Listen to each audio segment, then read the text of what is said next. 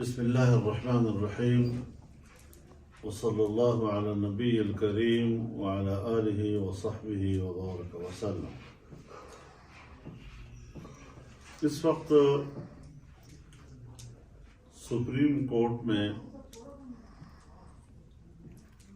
پنجاب اور خیبر پختونخوا کے عام انتخابات کے تاریخ کے تعین کے حوالے سے از خود نوٹس پر مقدمہ زیر سماعت ہے، لیکن ہمیں سپریم کورٹ کے حوالے سے اس پہلو کو مد نظر رکھنا ہوگا کہ اس مسئلے کے لیے جو پہلا بینچ بنایا گیا تھا وہ 9 ججز پر مشتمل تھا. 2 ججز نے اس سے لاتعلقی کا فیصلہ کیا تو 7 اراکین پر مشتمل بینچ بنا. جب 7 بیٹھے تو اس میں سے پھر 2 نے کہا اور اپنی رائے دے کر کہا اور اپنی رائے ریکارڈ پر لا کر کہا اور اس کے بعد وہ اس بینچ سے الگ ہو گئے. اس کے بعد 5 ججز پر مشتمل بینچ بیٹھا اور ایک ایسا فیصلہ آیا کہ پوری قوم کو بھی ابہام میں مبتلا کیا، سیاستدان بھی، سیاسی جماعتیں بھی، سب کو ابہام میں مبتلا کر دیا.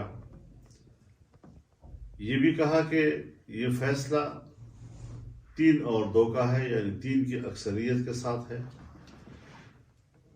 2 نے اختلاف کیا اس سے، اور پھر یہ بھی کہا کہ ان 2 ججوں کی رائے اس میں شامل ہے. اگر 2 ججوں کی رائے اس میں شامل ہے تو پھر فیصلہ 3 اور 2 کے فرق سے نہیں ہے، بلکہ پھر یہ فیصلہ 7 اور 4 کے فیصلے 4 اور 3 کے فرق کے ساتھ ہے.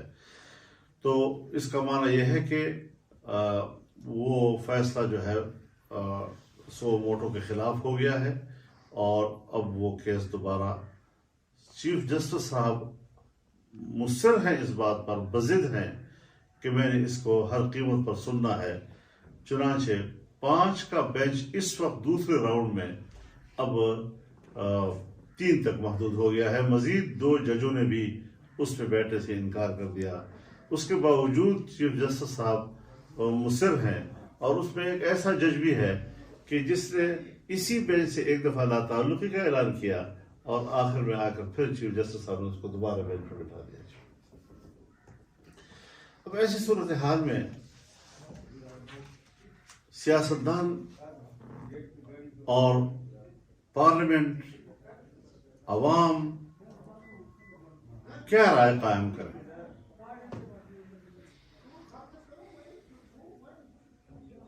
ہماری نظر میں سپریم کورٹ اور اس کا جو موجودہ بینچ ہے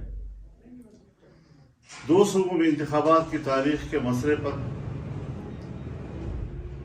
از خود نوٹس کہ اس مقدمے میں واضح طور پر فریق کا کردار ادا کر رہا ہے،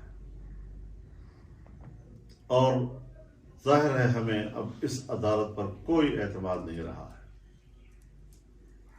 چیف جسٹس صاحب ہوں یا ان کے ساتھ شریک کار 2 محترم ججز، ان کی جانبدارانہ روش نے سپریم کورٹ کو تقسیم کر دیا ہے. حیرت اس بات پر ہے کہ عدالت عظمیٰ کہ پاکستان کا انتہائی قابل قدر اور بلند رتبہ ادارہ ہے، لیکن چند ججز جو واضح طور پر عمران خان کو ریلیف دینا چاہتے ہیں، ان کی پارٹی کے موقف کو ہر قیمت پر جتوانا چاہتے ہیں، وہ جو ڈیمانڈ کرے اس کو پورا کرنے کے لیے انہوں نے اپنی تمام توانائیاں وقف کی ہوئی ہیں. ایسی صورت میں انہوں نے سپریم کورٹ کو تقسیم کرنے کو گوارا کیا ہے، لیکن اپنے جس کو وہ سپورٹ کرنا چاہتے ہیں اس سے وہ دستبردار نہیں ہو رہے ہیں۔ میں سمجھتا ہوں کہ اخلاقی طور پر بھی چیف جسٹس کو اور ان کے دونوں رفقا کو اب اس کیس سے دستبردار ہو جانا چاہیے اور اس معاملے کو ختم کر دینا چاہیے۔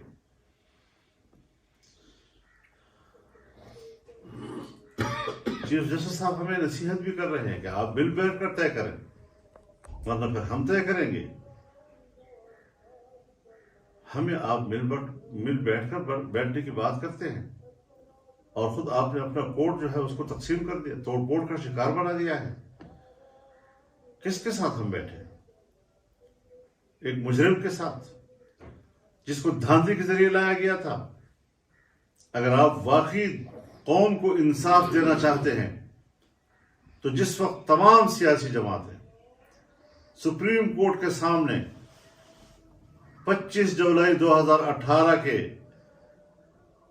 الیکشن پر عدم اعتماد کر کے 8 اگست کو مظاہرہ کر رہے تھے، اس وقت آپ نے سو موٹو کیوں نہیں لیا؟ اس پر دھاندلی پر کیوں نہیں لیا؟ ہم نے 15 ملین مارچ کیے، اسلام آباد میں آزادی مارچ کیا، لاکھوں انسان اس میں شریک ہوتے تھے۔ آپ کو تو جون تک بھی نہیں لیں گی، آپ کو تو احساس تک ہی نہیں ہوا، اور ایک متنازع الیکشن کی بنیاد پر ایک بیرونی ایجنڈے کا حامل وہ ہم پر مسلط رہا، اور اس دھاندلی کے 2 بڑے مجرم آج بھی دندناتے پھر رہے ہیں۔ آج بھی ان کے خلاف آپ کوئی نوٹس نہیں لے رہے ہیں۔ تو یہ ساری چیزیں ریکارڈ کے اوپر ہیں اور اس کا احساس سب کو ہے۔ ووٹر کا بنیادی حق ہے، لیکن اگر کہیں کسی کا کوئی ووٹر اپنے ووٹ کے حق سے محروم ہو جائے یا کسی علاقے میں جزوی طور پر ایسا واقعہ رونما ہو جائے کہ جہاں مرد ہوں یا خواتین وہ الیکشن میں ووٹ دینے کے حق سے محروم ہو جائیں، تو اس پر تو ظاہر ہے کہ اگر عدالت جو ہے وہ اس آپشن کو لیتی ہے کہ وہ خود نوٹس لے لے، لیکن مجموعی طور پر پورے صوبے یا پورے ملک پہ انتخابات کرانا، اس کی تاریخ کا تعین کرنا، یہ تو الیکشن کمیشن کا انتظامی اختیار ہے۔ کس طرح آپ کسی ایک ادارے کی انتظامی اختیار پر قبضہ کر رہے ہیں اور اس کو اپنے انتظامی اختیارات سے روک رہے ہیں؟ شیڈول دینا اور الیکشن دینا یہ سارا الیکشن کمیشن کا انتظامی مسئلہ ہے، اس کا آئینی اختیار ہے، اور اس کے آئینی اختیار پر عدالت کو اس طریقے سے جھپٹنے کی ضرورت نہیں کرنی چاہیے۔ ہم اب بھی دوبارہ اس بات کا اعادہ کرتے ہیں کہ سو موٹو کیس 5 اور 4 سے مسترد ہو چکا ہے، 4 اور 3 سے مسترد ہو چکا ہے، لہذا اس پر دوبارہ سماعت کیا اب کوئی حیثیت نہیں رہی، اور ہم عدم اعتماد کرتے ہیں موجودہ بینچ پر اور سپریم کورٹ کی چیف جسٹس پر، ان کے دونوں رفقا پر۔ اور عجیب بات یہ ہے کہ آج کہا جا رہا ہے کہ آئین کا تقاضا ہے کہ 90 دن کے اندر اندر، یہ آئین کا تقاضا اس دن کیوں نہیں تھا جب یہی سپریم کورٹ ایک آمر جنرل مشرف کو 3 سال میں الیکشن کرانے کا اجازت دے رہا تھا؟ تو یہ ساری وہ چیزیں ہیں کہ جس کی بنیاد پر ہمیں دیکھنا ہے۔ یہ بھی دیکھیں کہ مردم شماری ہو رہی ہے، اور اس وقت پورے ملک پہ مردم شماری ہو رہی ہے۔ مردم شماری کے بعد نیا ووٹر لسٹ بننا ہے، نئے ووٹر لسٹ کے بعد نئے حلقہ بندیاں ہونی ہیں۔ یہ عجیب ہوگا کہ ایک ملک کے اندر 3 مہینے یا 4 مہینے پہلے جن لوگوں کو ووٹ کا حق دیا جائے گا، 2-3 مہینے کے بعد نئے ووٹر جو ہے وہ آج اس الیکشن میں حصہ نہیں لے سکیں گے۔ اور پھر آپ خود سوچیں کہ اگر اس دوران میں کوئی ضمنی الیکشن آ گیا تو وہ الیکشن کہاں سے لڑے گا؟ وہ تو حلقہ بندیاں بدل چکی ہوں گی۔ اور پھر دیکھیے سیاسی لحاظ سے ہم نے ملک کو ایک رکھنا ہے، ملک کو ایک رکھنے کے لیے सन 47 से हमने ये वतीरा रखा हुआ है कि इलेक्शन सब एक दिन पे होते हैं, वरना पाकिस्तान में अगर कल पंजाब में एक अक्सरियत आ जाए तो पंजाब में अक्सरियत आने के बाद तो अगले इलेक्शन में कौमी असम्बली में उसी पार्टी की हुकूमत आएगी, फिर 3 सूबे के मुकाबले 1 सूबे के। ये हादसात होते हैं। इसी तरीके से आइन का सहारा लेकर इसमें अक़ल हिकमत को भी कोई दखल मिलना चाहिए। मुल्क की मफाद को, रियासत को, उनके बका को। क्या हमें बांग्लादेश और मुल्क टूटने का हादसा भूल गया है? अभी वो लोग जिंदा हैं जिन्होंने वो हादसा अपने आंखों से देखा। क्या इलेक्शन हुए और इलेक्शन के नताइज के बारे में फिर क्या नजर आए, क्या नताइज सामने आए?